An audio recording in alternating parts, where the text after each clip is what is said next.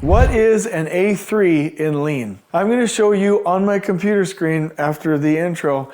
I'm going to show you an example of an A3 that we recently did at our Lean Belt project, and I'm going to talk to you about the typical format and how it can affect you and your work. I think you're going to love it because this really puts everything into one perspective and allows the team to make decisions. So if you're into that, stay with us.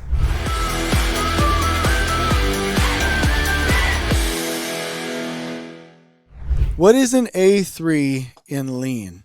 In this video, I'm going to take you through what an A3 is and take you to page number 257 in the Elevating Pre-Construction book, and then also give you an example of a real A3 that we did on our project site that pulls everything into one sheet, one view, so that you can see the problem on one page. And so if you're into that, you want to know how to really simplify information to get better decisions, then stay with us. Welcome everyone, I hope you're doing well. In this video, I want to talk to you about an A3. Now, an A3 is simply a paper size. How silly, right? And the point is, instead of having documents that are hundreds of pages long and information in passive locations and not visible to the human eye, how can we tell a story hopefully on a single page in A3.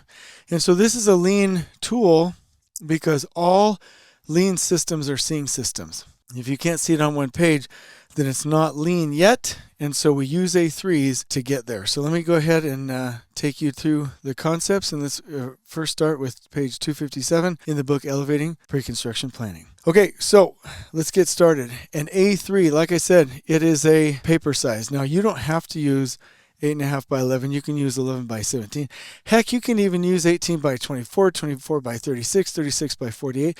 Any paper size is fine. The question is, can you show everything on one page so that human beings can see what they need to see, address big problems, identify their strategic goals, and basically make the best decision, right? Patrick Lencioni once said, well, he quoted somebody when he said, if you can get an organization all rowing in the same direction, you can beat your competition in any market, at any time, in any industry. And that's a powerful quote. And so how can you get people rowing in the same direction? With an A3. So this is primarily used for problem evaluation. You can use this in IPD. So when you're doing an integrated project delivery effort where you want to make good design decisions. You can use this for business decisions. You can use this for strategic planning. We often do that here at Lean Tact and in Lean Belt and Elevate companies in general. Complex project issues, scheduling decisions, which is the example that we have for you today. All of these can be applications for an A3. But let's talk about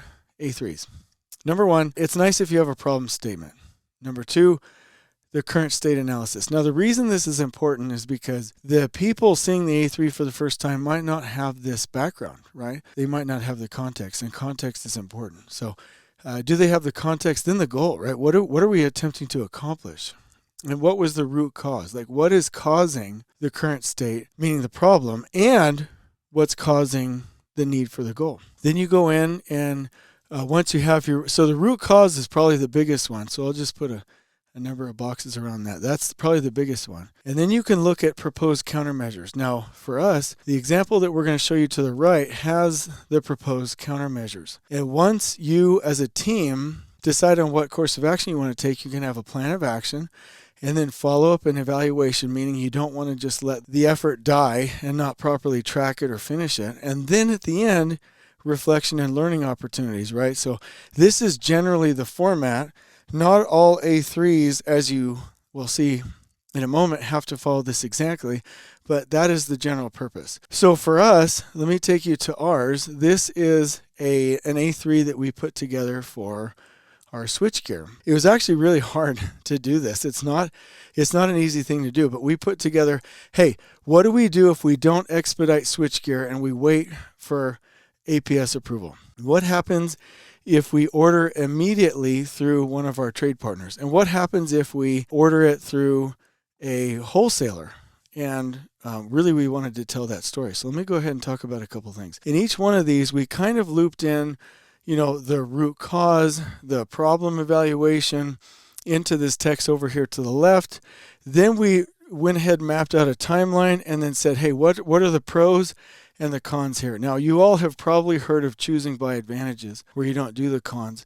But in this case, where the owner needs to see what the risks are, we had to do pros and cons. But basically, here's the timeline if we choose option 1 with the pros and the cons, right? Here's the timeline for option 2 with the pros and the cons. And then here is option 3 with the timeline, which is really nice, with the pros and the cons. And what happens is the owner is able to evaluate this and know what the next steps are depending on what they choose. So this was a beautiful example of how to put together an A3.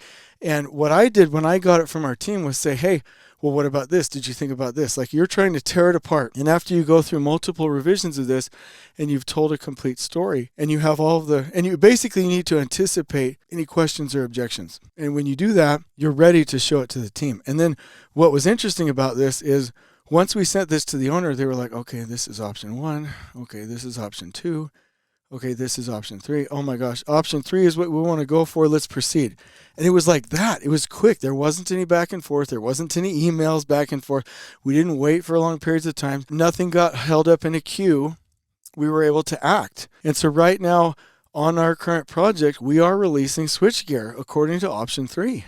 And it was remarkable. And so we need to use these A3s more often. I think that we're not using them enough. That's not a criticism of our industry, but we could just really leverage this as a seeing tool. Remember, all lean tools are seeing tools, and you can utilize A3s to make these kinds of decisions so everybody can see as a group, know as a group, and act as a group. We'll give you the template for A3s in the description below. We'll also include page 257, and we really hope that if you have any questions, you reach out to us. But the other thing is, we're not perfect at this. If you're like, Jay Money, I'm a lean expert as well, here's something you could do better. Great, put it in the comments below. We hope you like and subscribe to the channel, but give us feedback. The purpose of lean is that we learn from each other. So this is a baseline, and we want to hear back from you what we could do better. Hugs and kisses, everybody. We love you, and we hope you've enjoyed this video. On we go.